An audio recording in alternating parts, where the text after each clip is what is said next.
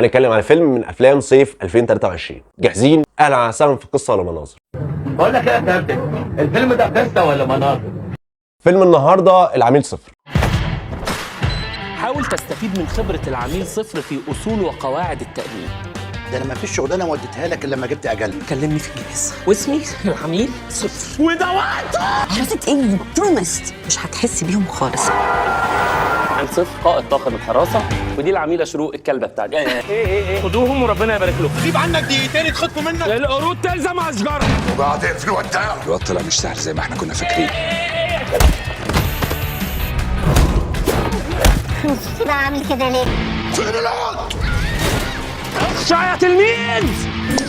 خلاص السواق اشعر. حسبي الله ونعم الوكيل فيك. ونعم بالله. مبدأه يا بيشتغلها صح يا تقعد في بيتكم أحسن.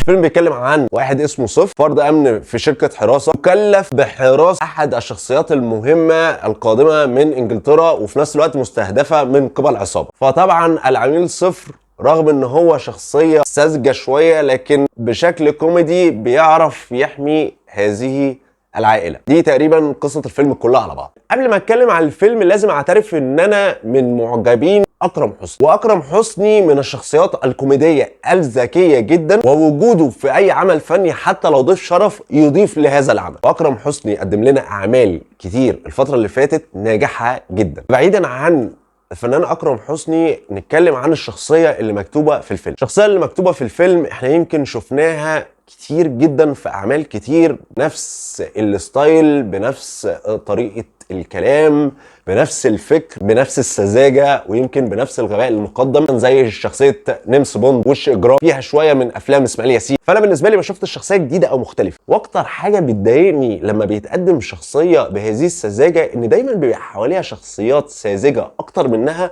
وبتحترمها وبتفتكر ان هي اذكى الناس وبتعظمها.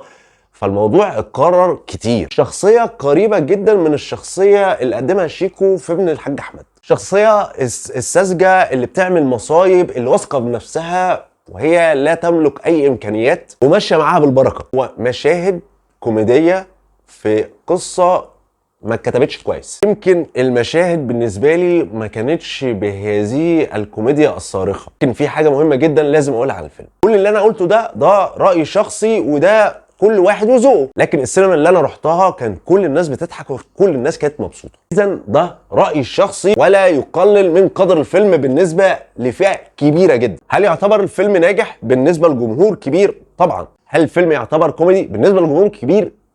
هل يعتبر الفيلم ده من احسن افلام اكرم حسني؟ انا شايف لا. اكرم حسني قدم لنا افلام كتير واعمال فنيه كتير جدا بشخصيات قويه ومتماسكه ويمكن محبوبه جدا، وانا شايف ان العميل صفر يمكن اقل شخصيه كوميديه قدمها اكرم حسني. هل ده يمنع اكرم حسني من استكمال البطوله المطلقه في الافلام؟ على الاطلاق. والعكس، انا اللي خلاني اخش هذا الفيلم اكرم حسني، لان انا من الناس المعجبين باكرم حسني جدا. انا مش هقدر اقول الفيلم ده قصه ولا مناظر، لان انا منتظر راي الناس في الفيلم ده. انا اتمنى ان الناس تشوف الفيلم، انا اتمنى ان الناس تقول رايها في الفيلم، اعرف ايه الكوميديا اللي فيه. بقول لك ايه يا كابتن، الفيلم ده قصه ولا مناظر؟